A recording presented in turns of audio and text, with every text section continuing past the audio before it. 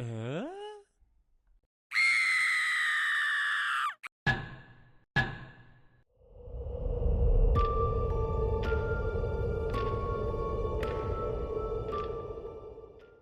It's the most dangerous place in all of Afghanistan.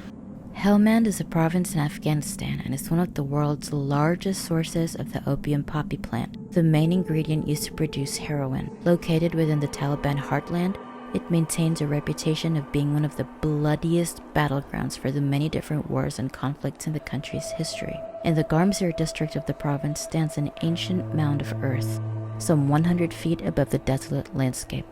While it physically resembles most other observation posts within the area, Observation Post Rock, or simply The Rock, has become a thing of legend within the military industry. Many tales of hauntings by fallen soldiers and ancient war cries in unknown languages have come out of this small yet valuable outpost in the vast desert. One of these infamous tales was that the outpost had an underground tunnel system that was said to be dug by the Taliban. After the US dropped a 2,000-pound bomb, tales began to spread of rebel fighters buried alive, engulfed in the flames, and now entombed in the caves below. An older lore is of an ancient battle fought by Alexander the Great sometime in 330 BC at the very spot where OP Rock stands today. You there? Hey, love the gold cloak. And the hair. Love the hair. Shut up. I'm here to challenge you to a battle. Oh yeah? I'd like to see you try with what arm... Oh. Oh no. Quick side story. We all know Alexander was great, but his wife Roxana, Bactrian princess and the first wife, apparently murdered his second wife Statira II and had her sister Dripides assassinated as well. During the Soviet-Afghan War of the 1980s, OP Rock was a valuable base for the Soviet Red Army, but it would be here that many of them would meet their devastating end.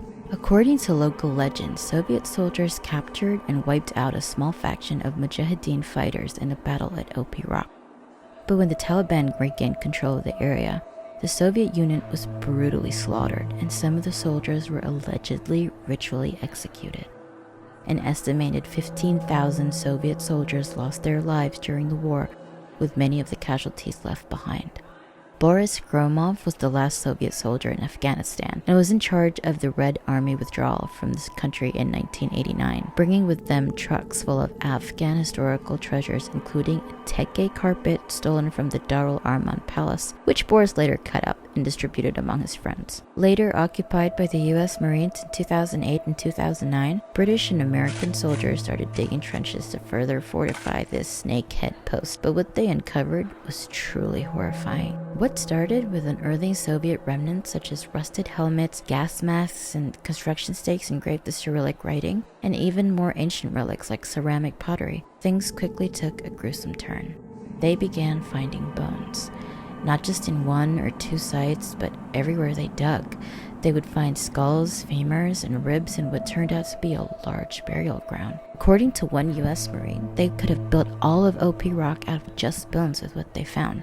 OP Rock started to gain infamy within the military for being a haunted place, inhabited by phantom soldiers and ghosts of those who never made it home.